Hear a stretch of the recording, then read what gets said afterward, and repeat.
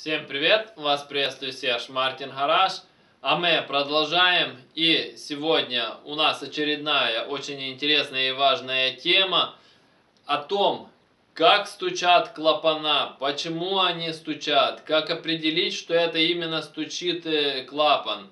И в этом видео я детально расскажу, и чем это грозит вашему двигателю, если ваш клапан стучит.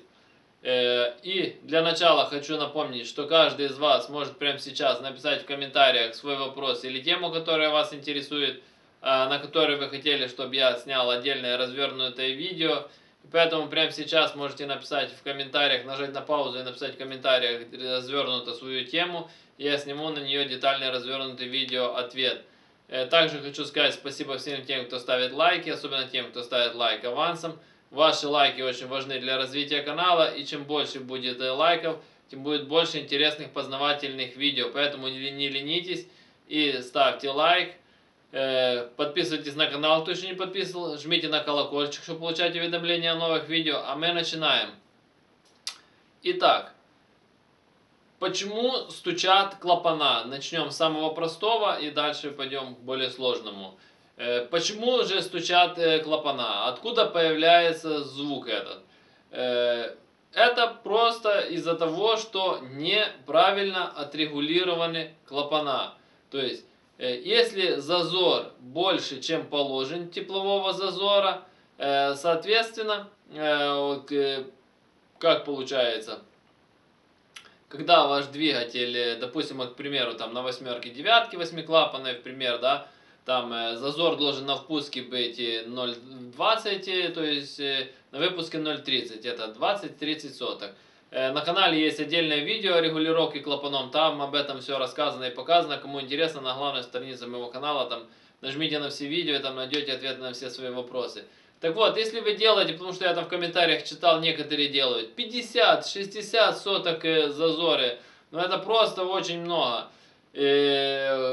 И дело в том, что когда ваш двигатель прогревается, тепловой зазор не уходит, остается, а на холодную он еще больше.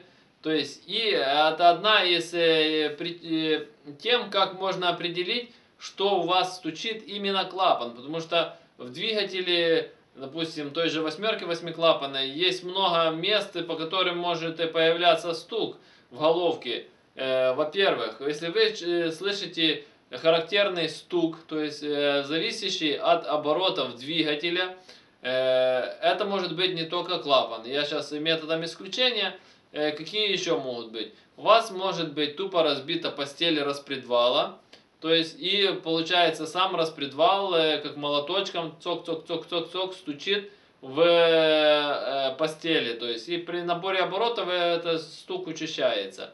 Дальше. Очень часто распространенная проблема, это получается у нас стаканчики, толкатели так называемые, тоже разбиваются в колодцах и стучат. Об этом я сниму отдельное видео, почему они стучат и как это все устранить, чтобы они не стучали.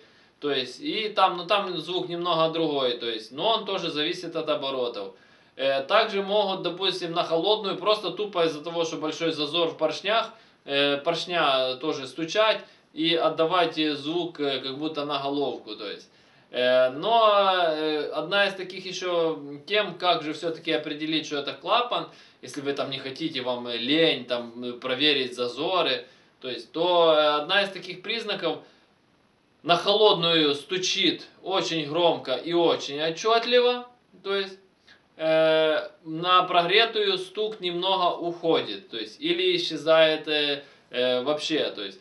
Это, скорее всего, что у вас как раз большой зазор на клапане. Но если у вас есть какие-то подозрения, советую перепроверить регулировку клапанов, потому что какой-то клапан могло зажать, какой-то клапан могло отпустить. Это надо все проверять, потому что чем это грозит? Во-первых, как минимум потери динамики вашего двигателя. Это, во-первых, потому что когда большой зазор, ваш распредвал не отрабатывает полный подъем, то есть кулачок полностью не открывает клапан на нужную высоту, как должен по характеристикам. Больше зазор, полностью не отрабатывается фаза клапана, то есть фаза распредвала. И клапан, то есть не открыть столько, сколько нужно времени для наполнения и освобождения цилиндров. То есть и вы как минимум теряете мощность. Второй момент. Если у вас в одном цилиндре, оно зачастую так, в одном, не во всех там сразу ушло, то у вас получается дисбаланс на двигателе. Соответственно, что происходит? У вас один двигатель, на одном цилиндре мощность меньше, на других больше, идет дисбаланс, а дисбаланс всегда разрушает двигатель, потому что дисбаланс начинает убивать вам и вкладыши, и все остальное, создавая лишнюю ненужную вибрацию на двигателе. То есть, и дело в том, что так нежелательно ездить долго, то есть, плюс этот стук сам по себе неприятный на слух, но и дело в том, что почему нужно еще сразу прорегулировать клапана, потому что если вы прорегулировали, а звук остался, значит вам нужно копать дальше, потому что проблема может быть более глобальная, и просто тупо потом у вас, так аж в крайности пойду, может вылезти поршень с шатуном с блока, подать руку дружбы, может там стук вас, может уже сам по себе двигатель стучит. То есть это тоже надо учитывать, не все так просто, как кажется.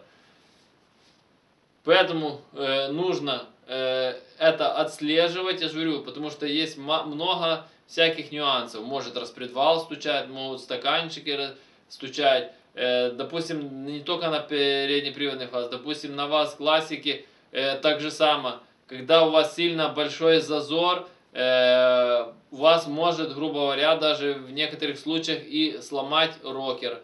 Это тоже как бы не сильно хорошо, если у вас там большой зазор, соответственно, идет как бы такой удар по рокеру. И дело в том, что если вы крутите двигатель в оборот, это даже не в оборот, его может тупо сломать. То есть, и это нужно определять и сразу устранять. Также еще, если у вас большой зазор, у вас также могут еще и разбиваться сами стаканчики, и также может страдать распредвал. Поэтому эти все моменты нужно учитывать и вовремя их устранять, потому что зазоры, нужно за ними следить. Если клапан зажатый, он сгорит, если он сильно большой зазор, тоже это плохо. То есть. А я напоминаю, что я занимаюсь доработкой головок блока и карбюраторов. Каждый из вас может прислать свою головку блока или карбюратор на доработку. Работаю по наложке новой почты, вы присылаете, я дорабатываю и отправляю вам назад по наложке новой почты. То есть оплата за работу, когда забираете назад готовые детали, вам, грубо говоря, останется их прикрутить и полететь. На главной странице моего канала есть отдельные плейлисты, отдельно доработки головок, отдельно доработки карбюраторов, отдельный плейлист о том, как валят мои машины с такими доработками. Там все детально рассказано и показано, кому интересно, смотрите. А кто хочет заказать доработку, под каждым видео в описании есть мой номер телефона. Я всегда на связи, звоните напрямую, заказывайте. Все вопросы, телефон непосредственно для заказа доработок. Все остальные вопросы, комментарии, консультации пишем внизу под видео. Все комментарии читаю, по возможности стараюсь на них отвечать. Кому понравилось данное видео, ставим лайк, подписываемся на канал, кто еще не подписался. Жмите на колокольчик, чтобы получать уведомления о новых видео, потому что YouTube поменял свои алгоритмы, и теперь для того, чтобы получать уведомления о новых видео, нужно быть не только подписанным на канал, но еще и нажать на колокольчик. И это можно сделать прямо сейчас. Внизу под видео возле ярлыка подписка, если ты не подписан, обязательно подпишись. Рядом нажимаем на колокольчик. И также это можно сделать на главной странице канала, возле ярлыка подписка также есть колокольчик. Нажимаете, и тогда вам будет приходить уведомления о новых видео, потому что я за день выпускаю очень много видео. В день выходит 9 видео, грубо говоря, как новости, каждый час выходит новая серия. Поэтому жмите на колокольчик. Также делитесь данным видео со своими друзьями, делитесь данным видео в своих соцсетях, репостите данное видео. И тогда канал будет развиваться быстрее, и тогда я буду снимать для вас больше интересных познавательных видео.